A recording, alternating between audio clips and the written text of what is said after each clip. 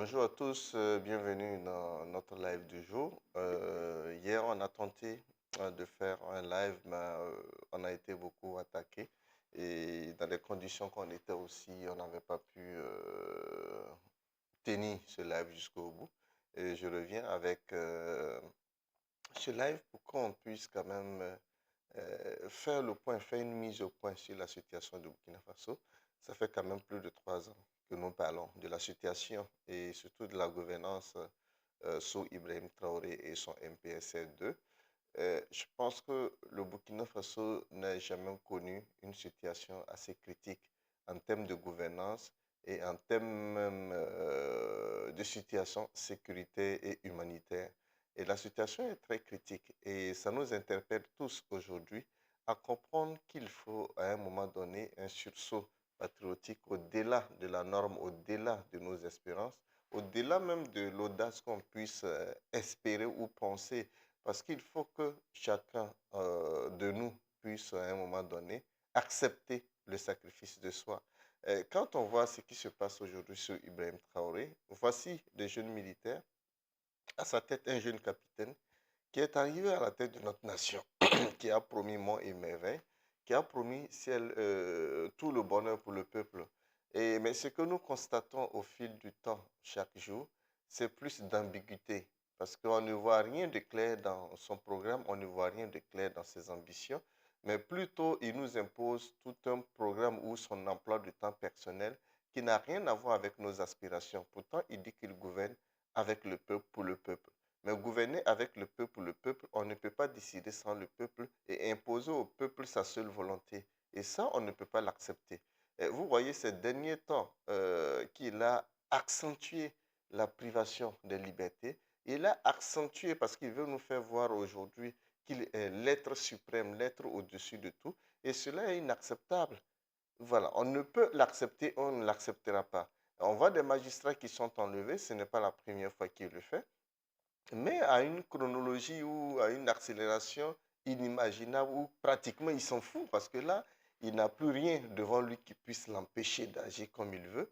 Et il se comporte tout simplement comme un tyran, comme un assassin, comme un chef de gang qui fait ce qu'il veut sur une terre où il n'y a pas de police, où il n'y a pas de gendarmerie, tout simplement où il n'y a pas de contrepoids. Et ce contrepoids, il faut l'apporter. Nous, on ne peut pas aujourd'hui croiser les mains, croiser les bras excusez-moi, et laisser les djihadistes ou les terroristes jouer ce contrepoids pour nous. C'est inacceptable.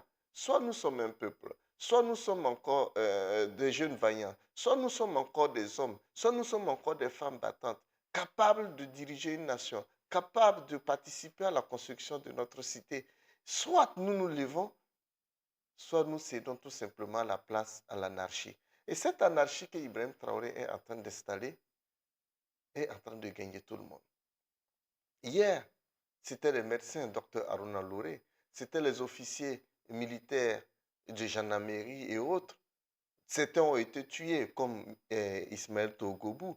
Euh, Evrard Somda et ses camarades de la gendarmerie ont tous été enlevés. Personne n'a de nouvelles de ces personnes.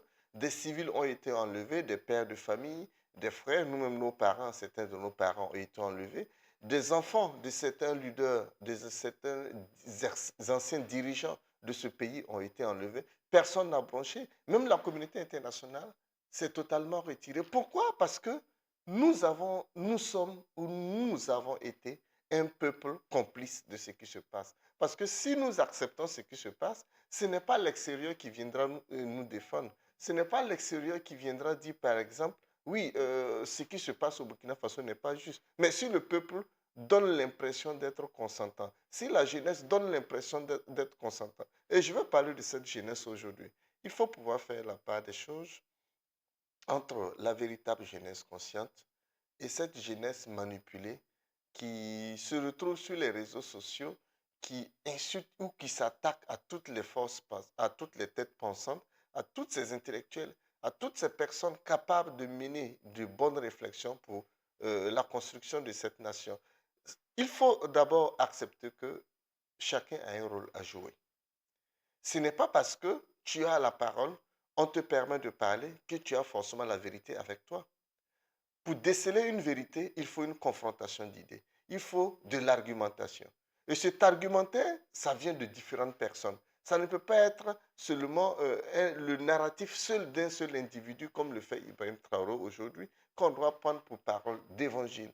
On doit accepter de s'écouter. On doit forcément imposer ce dialogue, imposer ce débat ouvert à tous, permettre à tout le monde de pouvoir discuter de façon libre et de façon transparente, en toute quiétude, pour pouvoir déceler où se trouve réellement la vérité et les meilleures idées pour reconstruire cette nation. Si Ibrahim Traoré était le seul détenteur de la vérité, je pense qu'à ce jour, le terrorisme n'aurait pas envahi autant notre territoire jusqu'à se balader entre le Mali et le Burkina Faso pour s'aimer le trouble qu'ils veulent. Aujourd'hui, le peuple malien a carrément cédé leur espoir aux djihadistes.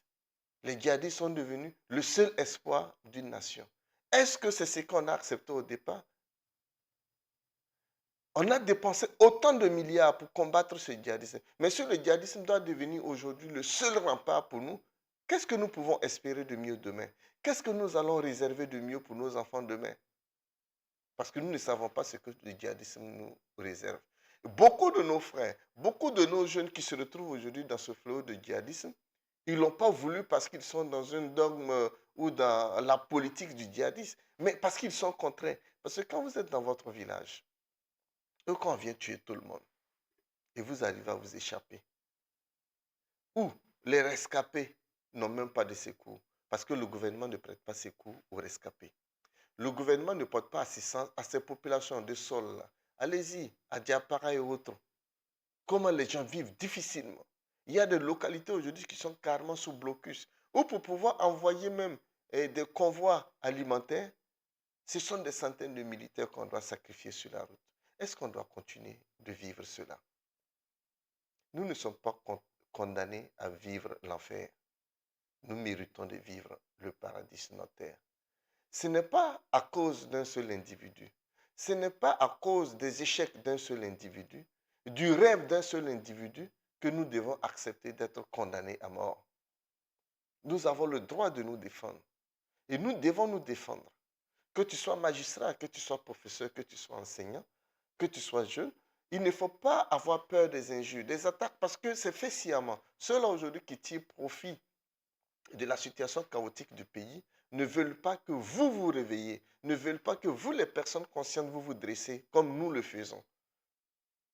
Pourtant, c'est ensemble que nous devons y arriver. Dans les quatre coins du Burkina Faso, nous devons nous tenir debout. Nous devons entreprendre des initiatives. Nous devons nous tenir aussi prêts. Autant que les djihadistes sont prêts pour défendre aussi les intérêts, nous devons aussi nous tenir prêts aussi à défendre nos intérêts. Et le premier niveau que nous devons franchir, c'est de mettre d'abord Ibrahim Traoré hors de notre pouvoir, le confier à des personnes responsables, trouver des dirigeants responsables et ouvrir le débat à tous les Burkinabés, inviter tous les Burkinabés à se donner les mains parce qu'on a les compétences. Si ce sont les compétences, il y en a plein au Burkina Faso. On ne peut pas accepter aujourd'hui que ce soit Ibrahim Traoré, lui d'abord qui est d'abord un mauvais militaire, qui est d'abord un incompétent et champion de l'incompétence, soit le maître ou celui-là qui doit recruter des compétences. Comment vous pouvez mettre quelqu'un qui est incompétent pour qu'il puisse recruter des compétents? Non, le médiocre ne veut pas de meilleur que lui. Donc, il ne faut pas rêver. Même Traoré ne peut pas nous apporter quelque chose de meilleur, à part son ventre et son entourage et sa famille qui s'enrichit et ses amis qui s'enrichissent avec ce pouvoir. Parce que ce qui les intéresse, c'est le pouvoir.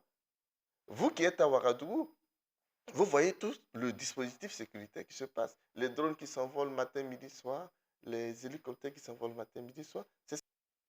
Parce que pendant que vous mourrez, pendant que nous perdons nos proches, pendant que nos proches sont torturés, pendant que des Burkinabés n'ont plus de liberté et ils vivent le paradis. Allez-y voir sur les terrains de football à Ouagadougou. Ils sont tous bien protégés. Allez-y voir. Yabré, je salue Yabré. Allez-y voir sur le terrain de Asfanyenenga, à la Padoua. Quand ils viennent pour faire le sport, mais vous allez penser que ce sont les Adebayo ou les Samuel Eto'o, les Didier Drogba qui ont garé leurs bolides.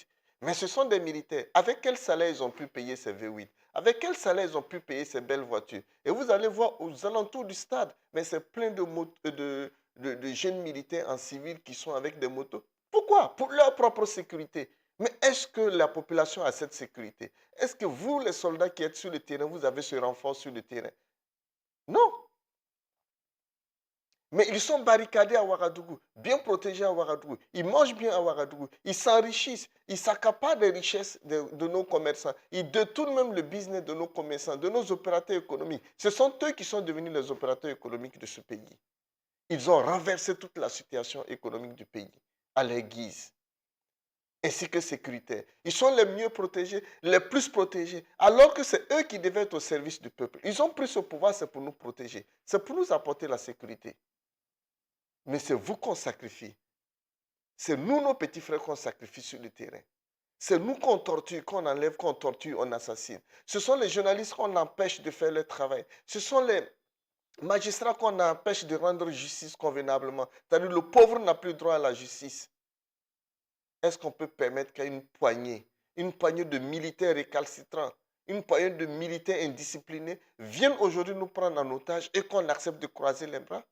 Non. À un moment donné, il faut accepter de soigner le mal par le mal. Et on en a la capacité. C'est parce que nous sommes des personnes sages, des personnes de paix, qu'on observe et qu'on apporte des critiques. Mais si dans nos critiques, ils vont nous répondre encore par la violence, ce pays nous appartient à nous tous. Il faut qu'on se tienne debout à un moment donné pour équilibrer la force afin de restaurer le dialogue dans ce pays par tous les moyens. Il faut qu'à un moment donné, on accepte le sacrifice minimum. Je dis bien minimum, parce qu'il y en a qui vont donner plus. Mais le sacrifice minimum incombe à nous tous. Et c'est maintenant. Ce n'est pas à attendre, parce que j'entends certains, oui, quand Dieu va le vouloir, quand son temps va arriver. Son temps, c'est quand? Toi, ton temps, c'est quand? Le jour de ta mort, c'est quand? Non, tu ne le sais pas. Chaque jour, c'est parce que tu mènes une activité que les choses évoluent. C'est parce que tu poses une brique sur une brique que tu arrives à monter un mur. Mais tu ne dors pas pour dire un jour je vais monter le mur. Tant que tu n'as pas confectionné la première brique, il n'y aura pas la seconde brique, il n'y aura pas la troisième brique et il n'y aura pas de mur. Et c'est comme ça qu'il faut se lever maintenant. Arrêtez de confier vos espoirs dans le désespoir. Pour ceux qui n'ont pas compris. Parce que attendre et à espérer sans rien faire, non, c'est confier son espoir au désespoir. Arrêtons d'être des êtres humains, liés les mains. Pourtant, nous sommes des hommes libres. Libres de faire ce que nous voulons. Libres d'entreprendre comme nous voulons. Les difficultés font partie de la vie. Il faut l'accepter. Nous avons accepté de porter ce fardeau et c'est un appel que je vous lance parce qu'on a assez parlé. Si c'est parlé, on a assez parlé, on a assez attiré l'attention, mais il faut qu'à un moment donné, nous acceptons de nous battre pour que s'il y a d'autres personnes qui vont nous aider, qu'ils puissent nous aider. Mais si on va passer notre temps à débattre, à discuter, à parler, qui aujourd'hui au Burkina Faso ne sait pas que ça va mal? Qui aujourd'hui dans ce pays n'est pas affecté par la situation chaotique que Ibrahim Traoré nous impose? Femmes, enfants, jeunes, pensez aux personnes enlevées. Qu'ont-elles fait? Ces personnes enlevées, elles ont fait quoi? Les militaires, jusqu'à aujourd'hui, pas de jugement. Beaucoup ont été radiés. Les civils, hommes comme femmes, enlevés, qui sont torturés matin, midi, soir, dans les villas ministérielles de Ouaga 2000. Les villas ministérielles n'ont pas été construites par Blaise Compaoré pour des tortures. C'était dans le cadre, bien sûr, de la francophonie. Et ensuite, ça a été affecté au ministre qui était nommé nouvellement, qui n'avait pas de logement pour qu'ils y résident. Aujourd'hui, ces villas qui devaient être les villas de bonheur, les villas qui devaient servir aux cadres qui devaient dormir en paix et réfléchir pour construire la nation, sont devenues des villas du traumatisme, des villas de la violence. Est-ce qu'on doit l'accepter? Nous ne devons pas l'accepter. Et je vous dis que nous ne devons pas l'accepter. Et on ne peut pas l'accepter. Et j'invite ici, vous, militaires, jeunes soldats, si vos supérieurs ont les bras croisés, sachez que c'est vous la force. Vous n'êtes pas obligé de vous soumettre à la volonté du tyran qui vous utilise contre vos propres frères, qui vous utilise contre vos propres familles, qui vous utilise contre vous-même votre propre avenir. Parce que votre avenir aussi fait partie de la paix. Sans paix dans ce pays, vous n'avez pas d'avenir. Quel que soit le bord dans lequel vous vous retrouvez aujourd'hui, demain vous pouvez être enlevé ou assassiné. Regardez, pensez à vos camarades. Pensez à vos promotionnaires qui sont tombés sur le front. Pensez à vos frères d'armes qui n'ont même pas à manger, qui n'ont même pas les primes, qui aujourd'hui meurent sur le terrain, qu'on ramasse comme des animaux qu'on enterre dans des fosses communes, sans informer leurs parents, sans aucun hommage. L'hommage militaire fait partie, bien sûr, des règlements militaires. On rend toujours hommage aux soldats tombés. Pourquoi on ne le fait pas au Burkina Faso? Parce que vous n'êtes plus considéré. Vous faites partie de la nation. C'est la tenue que vous portez qui fait de vous un militaire, comme le médecin. Et à un moment donné, vous devez accepter d'être du bon côté de l'histoire. Vous ne devez pas être des tortionnaires. Vous ne devez pas être utilisés pour être des assassins, des meurtriers. Vous êtes les défenseurs des civils. Vous êtes les protecteurs des civils, de ceux qui ne portent pas des armes. C'est pour ça que nous payons les armes pour vous donner. On ne paye pas les armes pour que vous allez vous mettre au service d'un tyran qui d'ailleurs, qui a un pouvoir illégitime, je vous le rappelle, parce que devant l'histoire, Ibrahim Traoré rendra compte. Ce pouvoir illégal, il ne peut pas l'utiliser pour s'imposer à tout le monde. Ibrahim seul ne peut rien contre la nation burkinabé. Ibrahim seul ne peut rien contre nous, contre vous. À vous les civils, les syndicats, les religieux, les chefs coutumiers. Je pense que avec tout ce sang versé sur le sol burkinabé, avec tous ces enlèvements, tous ces meurtres commis par Ibrahim Traoré, tous ces discours qu'il a eu à faire, si vous voyez que la situation n'évolue pas, si vous voyez que la situation ne change pas, qu'on ne trouve pas une solution à nos problèmes, c'est que Ibrahim Traoré est assis sur du faux. Et le faux ne peut pas amener de bons résultats.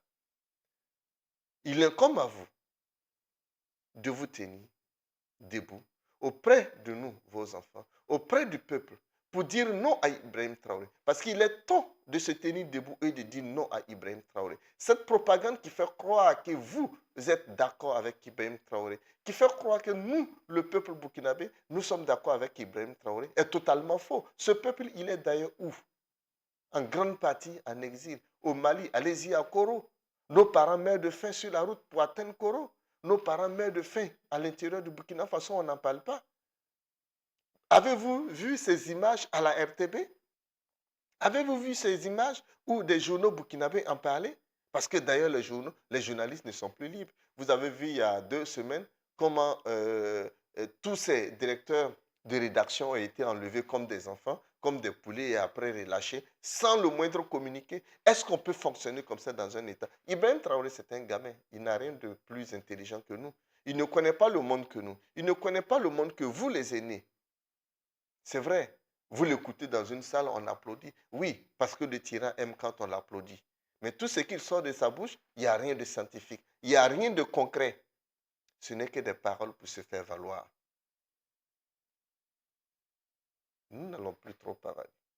Nous invitons tous les Burkinabés, les jours à venir, à se joindre à nous, à se joindre à tout ce qui se mettra en place, parce que nous devons dresser un front commun contre Ibrahim Traoré.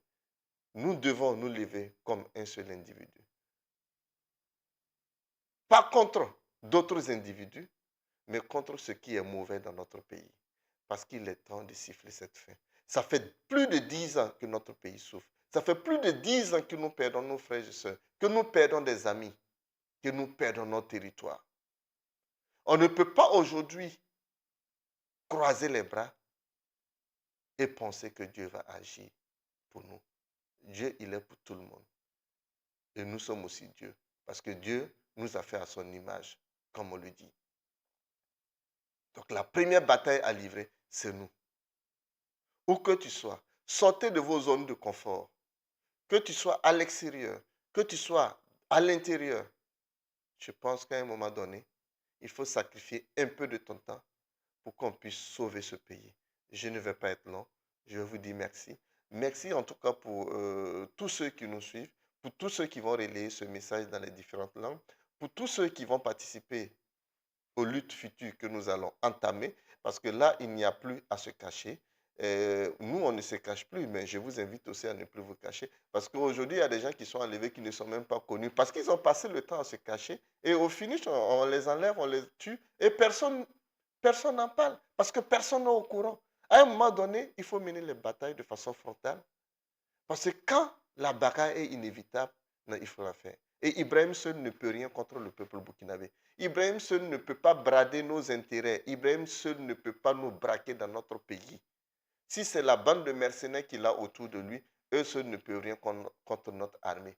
Donc vous, les militaires, vous, les jeunes soldats, vous, les VDP, sachez que c'est vous la force. Et si réellement vous voulez que vos villages soient restaurés, si vous, les militaires, vous voulez que vos villages qui ont été déguerpis, si vous voulez que cette guerre prenne fin, si vous ne voulez plus mourir sur le terrain lâchement, si vous ne voulez plus perdre vos camarades ou voir des carrières brisées parce que vous n'arrivez même plus à fonder des familles, c'est de se dresser contre Ibrahim Traoré pour qu'on puisse trouver des solutions ensemble. Mais si vous continuez de soutenir Ibrahim Traoré ou de jouer à l'hypocrisie, de faire semblant d'avoir peur d'Ibrahim Traoré, cette peur va vous ronger jusqu'à votre mort. Et ça ne sera même pas une mort naturelle, une mort forcée imposée par Ibrahim Traoré. Et ça, nous disons non. À un moment donné, il faut changer la direction du vent.